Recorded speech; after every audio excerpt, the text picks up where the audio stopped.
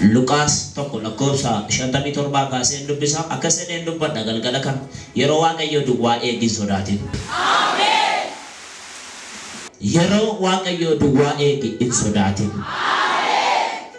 Akka sedha Elsaabeet yeroo da'umsa ishee geenyaan ilma ni deesse. Olloonni ishee fi firoonni ishees araara guddaa gooftaan isheedhaaf buusee yommuu dhagahan ishee wajjin gammadan. Amen. Amen. Itti fufee akkasidha. 59 irratti guyyaa 8 isaattis mucicha dhaqna qabuudhaaf warri dhufan akka maqaa abbaa isaatti Sakariyaas jedhanii moggaasaniif ture. Haati isaa Elsaabeet garuu waawu maqaan isaa Yohaannis jedhamu malee jette didde. Isaan immoo firoottan kee keessaa maqaan akkasii tokko illee waamamne jedhan.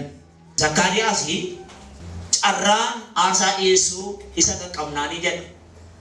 Aarsaa dhiyeessuuf lubadha sababii ta'eef mana qulqullummaa ol seeneedha.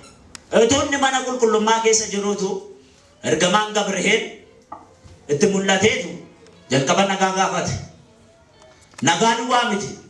Haati manaa kee Elsaabeet ilma hin deesse. Maqaa isaas immoo Yohaannis jettee immoo gaaftaa jedheen. Sakariyaas bukkee haati manaa dulloomteetti. Innis dulloomeera. Abdiin hin jiru. Kakuu qabu garuu akka mana isaanii keessaa inni karaa qajeelchuu dhalatu beeku. Garuu yeroo hin deemeera.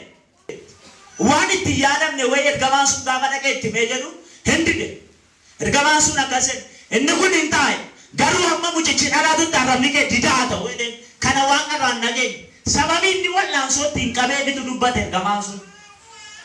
Kun dubbatame haati manaasaa in ulfoofte. Ulfooftee kaateetu Maariyaamtu gara ishee deemte. Akkas jettee Maariyaam deemte. Nagaan siif haa ta'u jennaan mucaan garaa keessa jiru hin dammaqe. Achi deebitee yeroon isheen gahee deemsa keessa yeroon isheen itti deessu yeroo waan ga'e hin deesse. Mana sana keessatti guyyaa 8 harramni Sakariyaas hidhame hin baname. Haalaan kan si jalaa hidhame. Atillee hafuura qulqulluu dhaga'uu didee waan hidhame.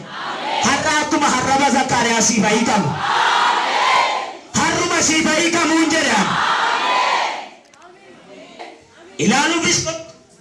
Inni keessaa ilaalamuufis kottu. Arra akkasumas furtuu tokko fuutee baata. Kan diinni cufees hin banama. Kana tofii haalaan ofirratti cuftees hin banama.